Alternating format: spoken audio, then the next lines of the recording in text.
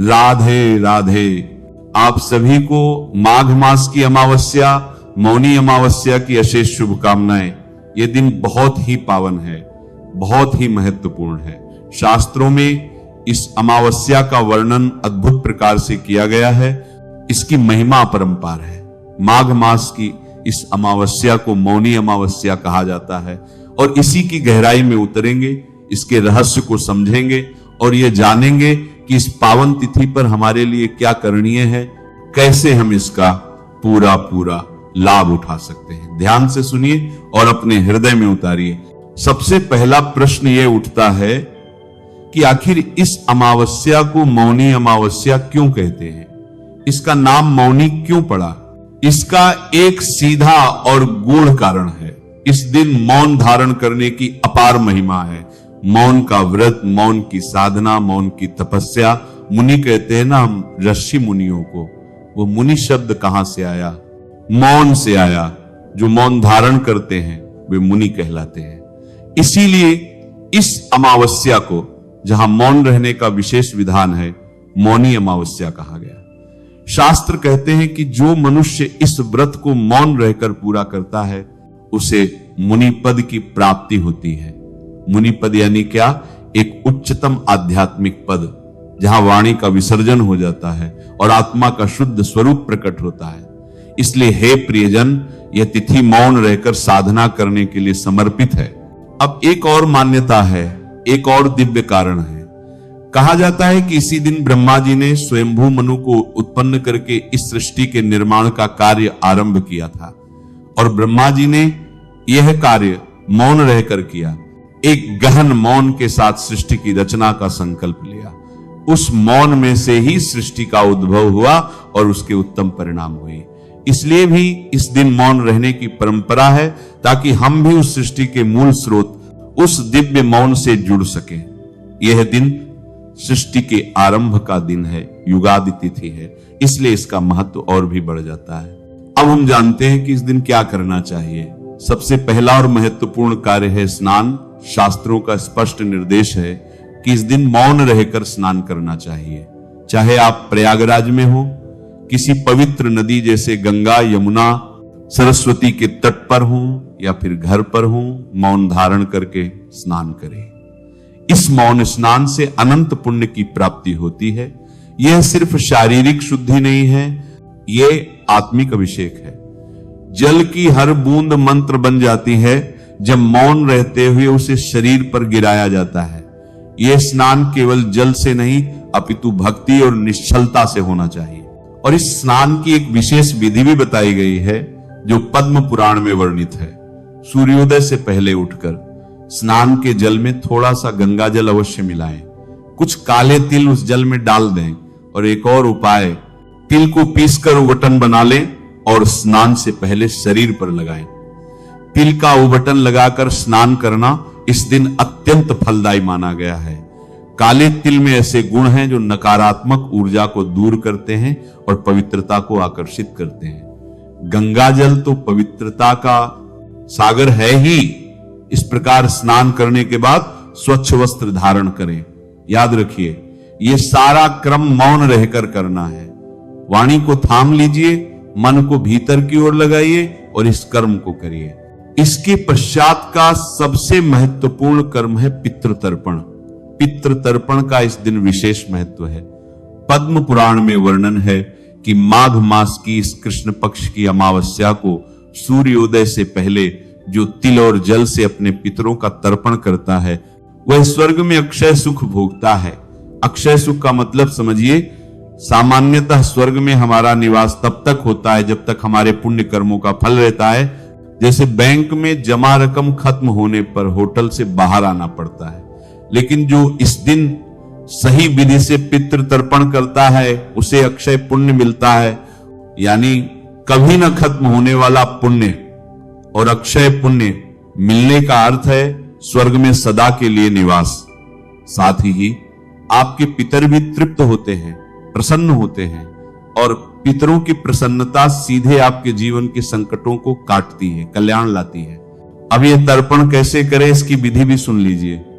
स्नान आदि से निवृत्त होकर एक उपयुक्त शांत स्थान पर बैठें। एक तांबे या पीतल का लोटा लें, पहले उसमें थोड़ा सा गंगा जल डालें, फिर शुद्ध जल भरें, कुछ काले तिल डालें, सफेद फूल डालें और तुलसी दल डालें। एक महत्वपूर्ण सावधानी, अमावस्या के दिन तुलसी का पत्ता नहीं तोड़ना चाहिए, इसलिए पहले से ही तोड़कर रख लें या पहले के तोड़े हुए पत्ते का प्रयोग करें, फिर कुशा भी डाल सकते हैं। इसके बाद दक्षिण दिशा की ओर मुख करके आसन लगाकर बैठ जाएं। लोटे को सामने रखकर गीता जी के 7वें अध्याय का पाठ करें या श्रवण करें। गीता का यह अध्याय भगवान के विभूति और ज्ञान स्वरूप का वर्णन करता है। यह अत्यंत पवित्र है। गीता के पाठ के बाद लोटे को दोनों हाथों में उठाकर भगवान नारायण से संकल्प करें। संकल्प इस प्रकार करें, हे प्रभु, मैंने गीता के 7वें अध्याय का जो श्रवण किया है, इसका संपूर्ण पुण्य फल मैं अपने सभी पितरों को अर्पित करता हूं। इससे मेरे पितर तृप्त हों और उन्हें मोक्ष की प्राप्ति हो। फिर तर्पण आरंभ करें। तर्पण के लिए एक बड़ा पात्र लें, जैसे स्टील या तांबे का बड़ा बर्तन। अब सीधे हाथ में लोटा लें। सीधे हाथ के अंगूठे और तर्जनी उंगली के बीच के स्थान को पितृ तीर्थ कहा जाता है। इसी स्थान से जल की धारा छोड़ते हुए तर्पण करना है। ध्यान रहे, आपका मुख दक्षिण दिशा की ओर है और जल की धारा भी दक्षिण दिशा में ही गिरनी चाहिए। मंत्र बोलते हुए तर्पण करें।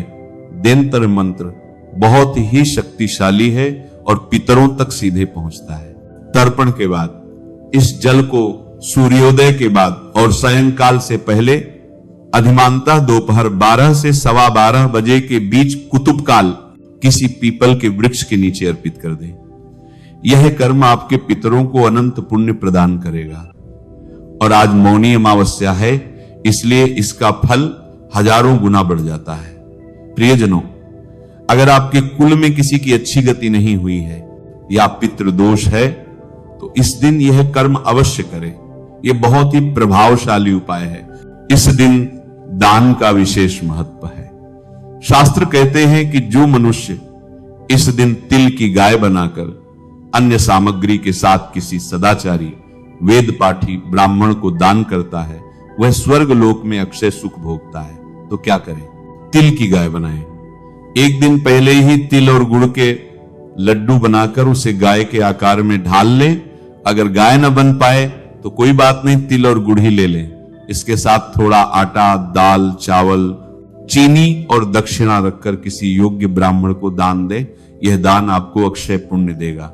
इस दिन अन्नदान, वस्त्रदान, दक्षिणा दान सभी का बहुत महत्व है। सर्दी के इस मौसम में गरीबों, साधु, सन्यासियों को रजाई, कंबल, लकड़ी दान करने से भी अपार पुण्य मिलता है, क्योंकि इससे उनकी सर्दी दूर होती है।